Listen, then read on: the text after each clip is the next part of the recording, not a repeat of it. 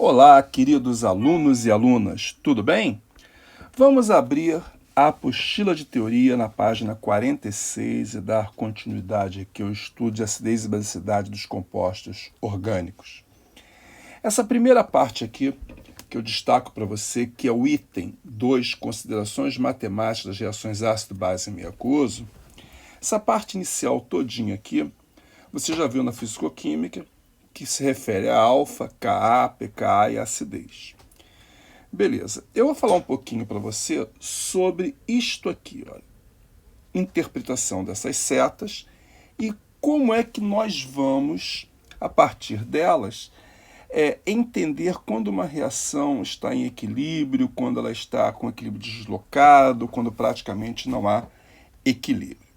Então vamos lá e eu vou mostrar aqui para vocês alguns detalhes interessantes com relação ao equilíbrio químico. Mas antes disso, eu quero colocar aqui uma equação genérica, que é uma equação de Bronsted-Lowry, tá certo? Em que eu destaco aqui para você, do lado esquerdo, o ácido e a base, do lado direito, a base conjugada e o ácido conjugado. Nós sabemos que todo ácido origina uma base conjugada e toda base origina um ácido conjugado. Mas vamos à interpretação aqui. Se esse ácido for forte, a base conjugada será fraca. E vice-versa. Se o ácido for fraco, a base conjugada será forte. O mesmo vale para a base. Se a base for fraca, o ácido conjugado é forte. Espera aí que ficou faltando aqui pegar um pouquinho. Se a base for forte, o ácido conjugado é, deixa eu só colocar aqui, fraco. Ok?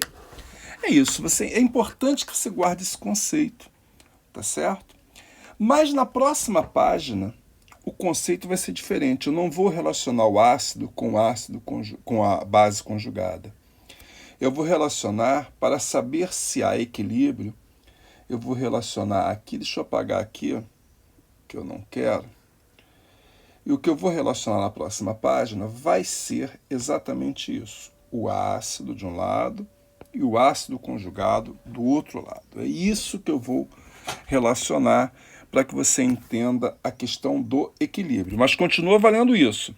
O ácido forte gera uma base conjugada fraca. O ácido fraco gera uma base conjugada forte. A mesma coisa para base e ácido conjugado.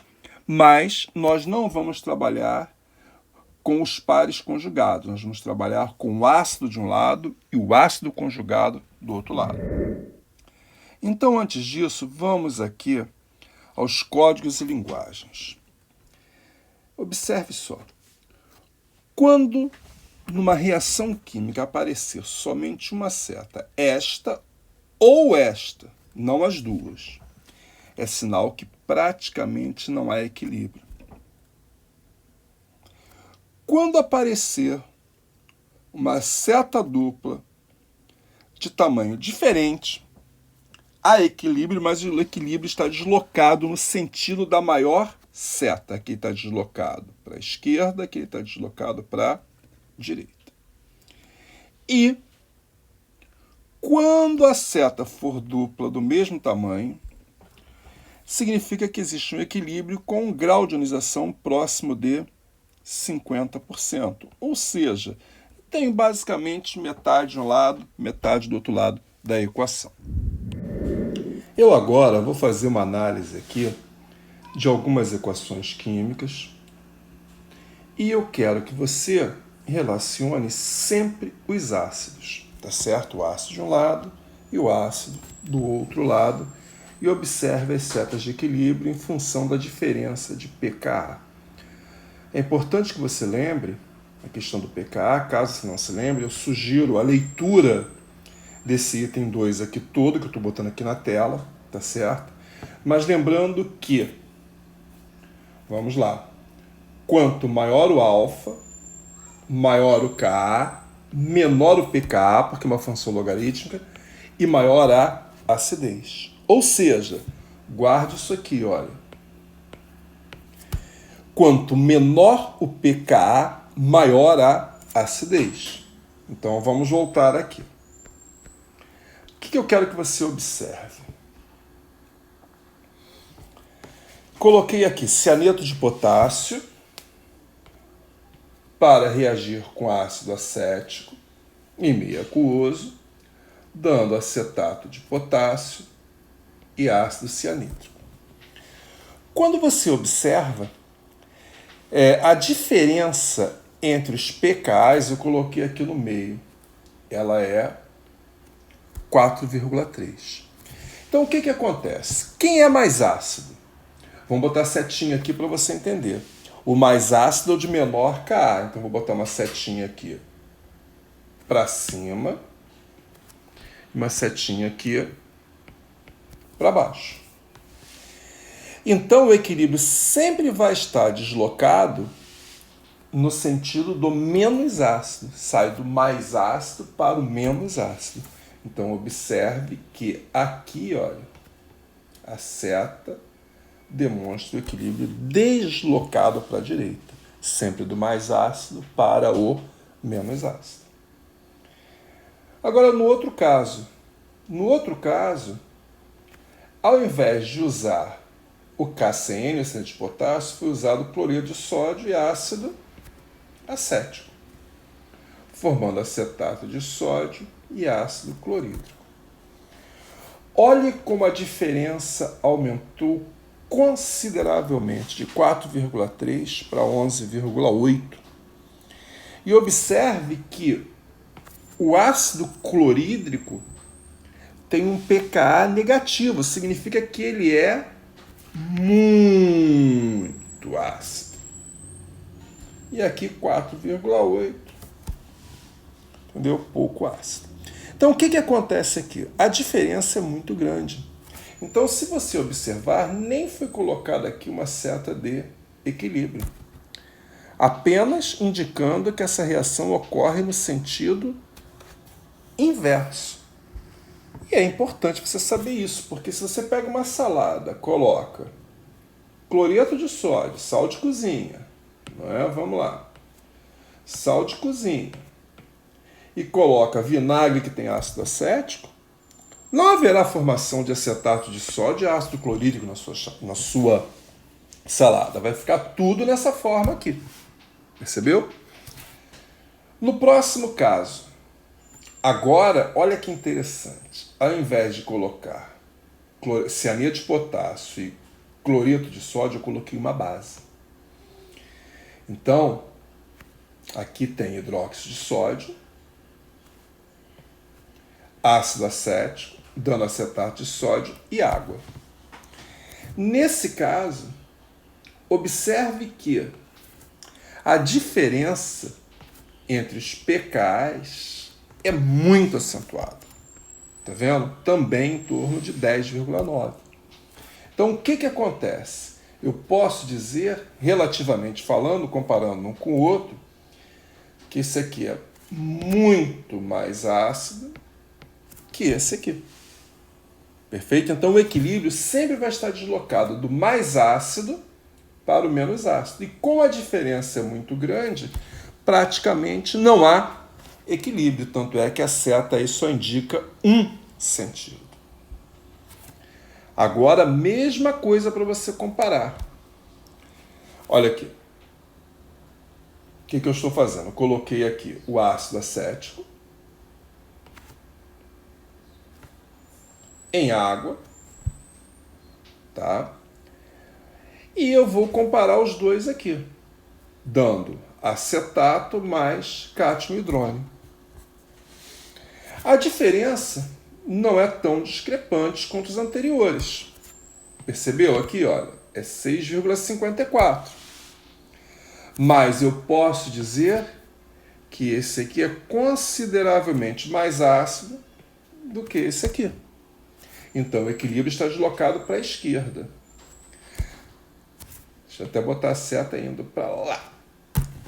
O que acontece? Você deve estar se perguntando aí, mas onde é que eu deixo de ter equilíbrio e passo a ter somente a seta em um sentido? Na realidade, observe o seguinte. O que vai acontecendo, se eu faço isso aqui, ó, para cá e para cá, apesar de às vezes você não ver a outra seta, o que acontece é que ela vai diminuindo. Então olha para cá, o que vai acontecendo é que à medida que a diferença vai aumentando, ela vai diminuindo. Percebeu? Vai diminuindo, diminuindo, até o momento que se torna inexistente, praticamente. Ou no outro sentido, também a mesma coisa, ela vai diminuindo, diminuindo, diminuindo e fica bem pequenininha. Então, pontos que torna inexistente. Mas não dá para dizer para você exatamente qual é o ponto que ela vai se tornar inexistente. Entendeu? O que eu posso garantir para você aqui é o seguinte: é uma tendência a não haver mais o equilíbrio. Então, vamos analisar aqui. Agora, antes também uma coisa muito interessante aqui para você ver. Lembra que nós falamos que os ácidos são ácidos fracos? Não é? Os ácidos carboxílicos. Mas quando a gente fala que ele é um ácido fraco, está dizendo que ele é fraco em água. Só que ninguém cita, os ácidos carboxílicos são ácidos fracos. Beleza, mas em meio aquoso.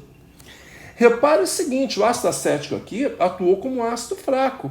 Mas se você observar aqui que na presença de NaOH, repare bem, como a diferença foi muito acentuada, o equilíbrio está todo deslocado para lá. Então o ácido acético reagiu completamente. Então é uma questão de quem é a outra espécie do outro lado da seta também. Aqui eu estou comparando o ácido acético com a água. Então ele é muito mais ácido que a água. O pKa dele é muito menor. Mas no caso aqui de baixo, eu estou relacionando não mais com a água, com H3 ou mais. E aí ele se comporta como um ácido fraco.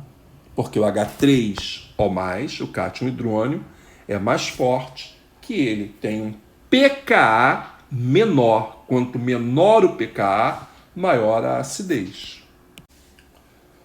No próximo caso aqui, olha só. A água atuando como ácido e formação de cátion amônio, que seria o ácido do outro lado. O que acontece? A diferença está em torno de 6. Percebeu? Então não é algo como 10, alguma coisa, 11, alguma coisa. Então aqui também observa-se a seta de equilíbrio.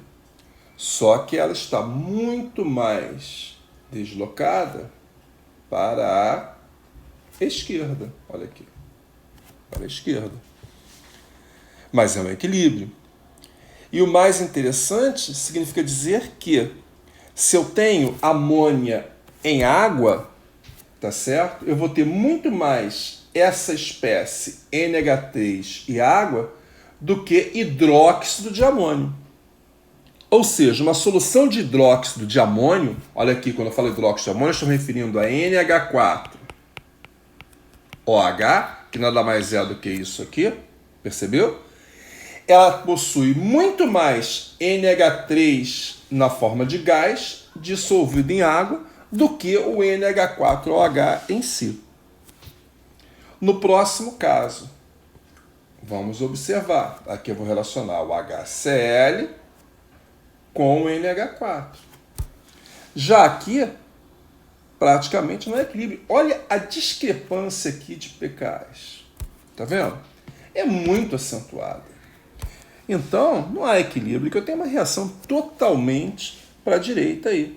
Justamente porque o ácido clorídrico é muito mais ácido que o cátion amônio, menos ácido. Por último, olha que interessante aqui. Agora eu estou relacionando o ácido cianídrico e o cátion amônio. Olha os valores, muito próximos. Não há discrepância. É praticamente um equilíbrio perfeito. Com 50% mais ou menos de cada um aí no equilíbrio, de cada um dos lados. Eu aproveito para, se alguém aqui quiser algum dia ler mais sobre ácidos e bases, geralmente é aluno que vai fazer química, não é? Vale a pena ler esse livro aqui. São autores nacionais e de onde eu tirei esses valores aí. Então, vale a pena aqui destacar a excelência desse livro, desses autores, porque esse material foi baseado nesse livro aí. Então, vale a compra e vale principalmente ler esse livro, que é um livro muito interessante, uma obra nacional de altíssima qualidade, feito por professores, inclusive alguns professores aqui do Rio de Janeiro. Vamos agora para a nossa apostila de exercícios, página 37. Recomendo que você faça o 10, o 11, vamos lá, o 13 e o 14. Mas eu vou dar uma dica. Deixe o 10 por último nessa série que eu falei aqui. Então começa, vamos lá? Começa do 11, 13, 14 e depois você faz esse 10 aqui. Esse 10 é uma obra-prima aí de exercício. Pare o vídeo e faça, tá bom? Não insista.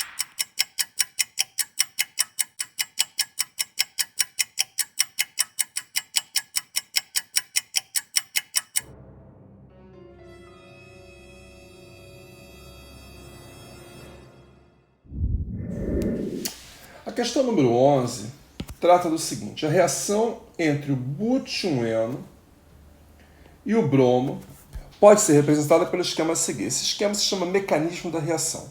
São as etapas que ocorrem para chegar ao produto. Na etapa A, está aqui a etapa A, o butioeno se comportou como? Aí tem as opções: base de Bronsted, de ácido de Lewis, ácido de Arrhenius, base de Arrhenius, base de Lewis. Vamos lá, vamos observar aqui nessa etapa. O que eu fiz? Eu coloquei esse bromo que está aqui, olha. Eu coloquei ali em cima representado para que você possa observar melhor. No butioeno, observe que aqui existe um par de elétrons que eu destaquei da ligação π, porque esse par de elétrons some. Não sei se deixa eu deixar claro aqui a região para você. Nesta região, essa ligação π, ela desaparece. Então, o que eu quero mostrar aqui para você? Quero mostrar primeiro o seguinte, que um desses bromos aqui, ele fica com esse par de elétrons. Tá vendo? Por isso que ele fica negativo. Ele fica negativo por quê? Porque um elétron já era dele, o outro é do outro bromo. Então, ele vai ficar negativo. Então, o que acontece? O que eu estou observando aqui? Que, nesse caso aqui, esse par de elétrons ficou acompanhado do bromo. Está aqui. Um era dele e o outro é do outro bromo. Vou colocar a carga negativa aqui, que se refere a esse elétron aqui. Agora, o outro bromo, ele veio sem elétrons para cá. Tá vendo? E como é que ele fez essa ligação? Ele fez essa ligação porque esse par de elétrons da ligação π, vou colocar aqui, copiar, e vou colar aqui. Esse par de elétrons, ele veio fazer a ligação. Ou seja, esse elétron aqui era desse carbono aqui. A única diferença é que ele estava aqui fazendo a π. Agora ele veio para cá. Mas o outro elétron veio aqui. Então foi ofertado a este bromo este par de elétrons. Tanto é que esse elétron que eu estou movimentando aqui para você, olha, peraí, deixa eu movimentar aqui melhor, que era desse carbono, e ele agora está aqui, nessa região que eu debochei aqui, claro para você. Então, por isso que ele ficou positivo. Então, observe que o but2eno, que eu destaco aqui, ele ofereceu um par de elétrons, que eu destaco aqui, a esse bromo. Então, quem doa um par de elétrons é uma base de Lewis. Portanto, a resposta é letra E. E por que não é uma base de Bronsted? A base de Bronsted é aquela que recebe H+, não recebeu H+, não serve. Por que não é um ácido de Lewis? Porque ele não doou H+, para outra substância, não serve. Não, por que não é um ácido de Arrhenius? Porque não liberou em solução aquosa H+, não serve. Por que não é uma base de Arrhenius? Porque não liberou em solução aquosa o íon hidroxila. Também não serve. Essa questão trata do conceito de Lewis. Usando-se o conceito de Lewis para ácidos e bases. Qual é o conceito de Lewis? Ácido, ele recebe um par de elétrons. Base, doa um par de elétrons. Então vamos analisar item por item. Olha aqui. Os positivos eu vou encarar todos como ácido de Lewis, que podem receber. Então aqui eu vou botar ácido. Aqui o amônia tem um par de elétrons. Vou colocar aqui ácido. Vou colocar aqui ácido. E vou colocar aqui ácido. E vou colocar a base para os outros. Base. Base. Aqui o oxigênio tem 2 pares de elétrons, né? Base. Aqui tem um par de elétrons na carga negativa. Base. O EDTA também, quer dizer, etileno de amino tetracetato, negativo, também é uma base. Então é só analisar.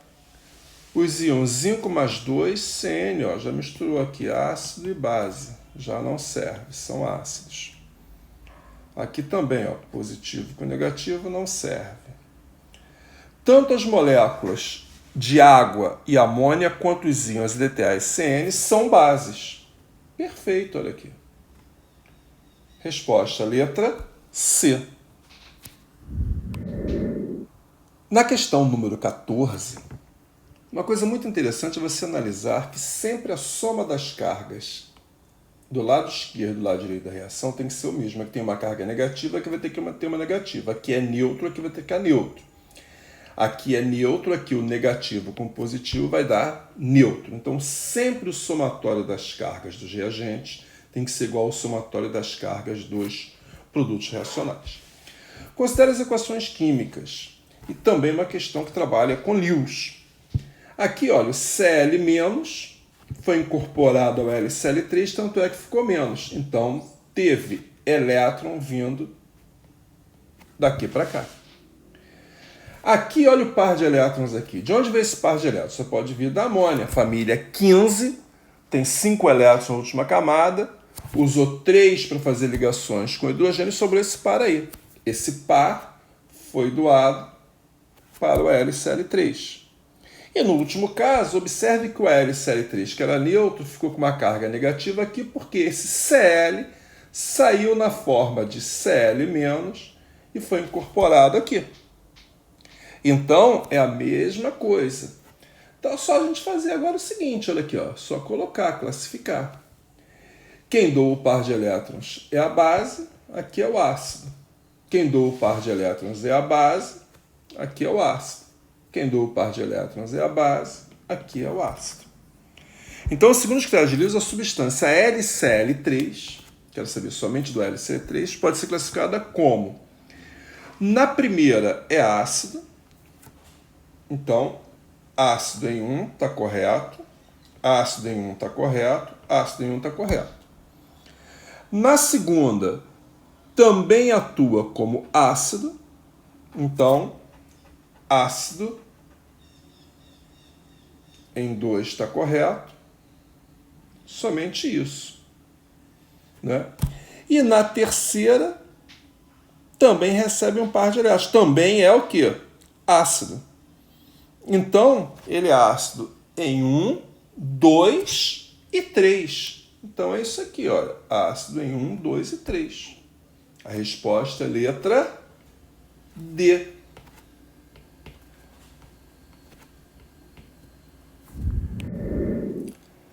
Agora vamos para a questão que eu falei que é uma obra-prima. Eu gosto muito dessa questão.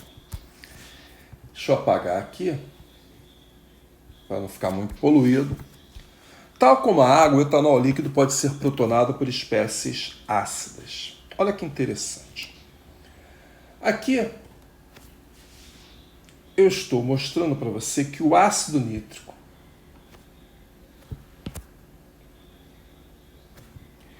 ele é o ácido porque a água vai ganhar um H+, e vai virar H3O+. Perfeito? E o Ka é elevado. Está destacado aqui que o Ka é elevado. Ou seja, eu posso dizer que essa reação está com uma setinha, digamos aqui, curta para cá. Tá certo? Assim. Vamos lá. Tá aqui. Na segunda, o ácido nítrico com o etanol. Observe o Ka. O Ka é baixo. Então eu vou manter a seta de equilíbrio aqui, ó, essa aqui, bem no meio da tela. Na outra, eu coloco o ácido perclórico na presença de etanol. Olha que interessante, o ácido perclórico tem um Ka elevado nessa equação química. Então, eu vou apagar aqui. E o Ka dele é alto, então está muito mais deslocado para lá. Então, vamos observar aqui. Na 1, o nitrato atua como base mais forte em etanol que em água. Vamos observar.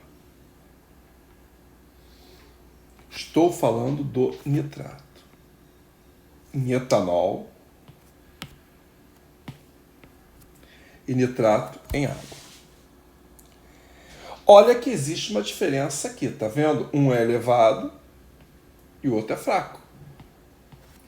Então, se aqui o Ka é elevado, se isso aqui é um ácido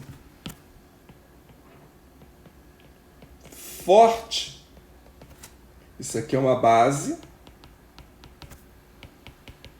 fraca. Agora, se isso aqui é um ácido fraco aqui porque o Ka é pequeno, isso aqui é uma base forte.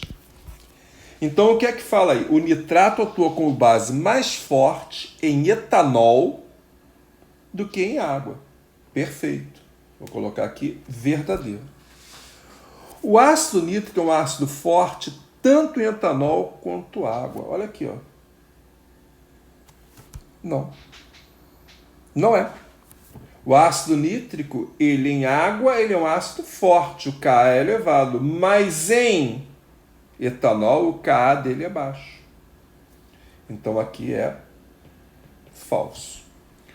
O etanol permite diferenciar as capacidades do ácido nítrico e do HClO4 em doarem prótons. Sim. Porque, repare, olha só, se eu colocasse aqui, não aparece, o ácido perclórico em água, ele também teria um Ka elevado, ele é um ácido muito forte. Agora, quando eu coloco em etanol, observe que em etanol, vamos lá, vou separar aqui o etanol para você ver, olha, vou separar o etanol em amarelo. Aqui, ó. Etanol e etanol. O que o etanol permite? Ele permite que eu diferencie. Olha só, o ácido nítrico em etanol é fraco. O ácido perclórico em etanol é forte. Então, o etanol permite diferenciar as capacidades do ácido nítrico e do ácido perclórico em doar prótons. Perfeito. Verdadeiro. Nos equilíbrios dados, o ácido perclórico é um ácido fraco. Fraco? Não. K dele é elevado, ele é um ácido forte. Então aqui é falso. Então quais são verdadeiras? A 1 e a 3. Letra B de bola.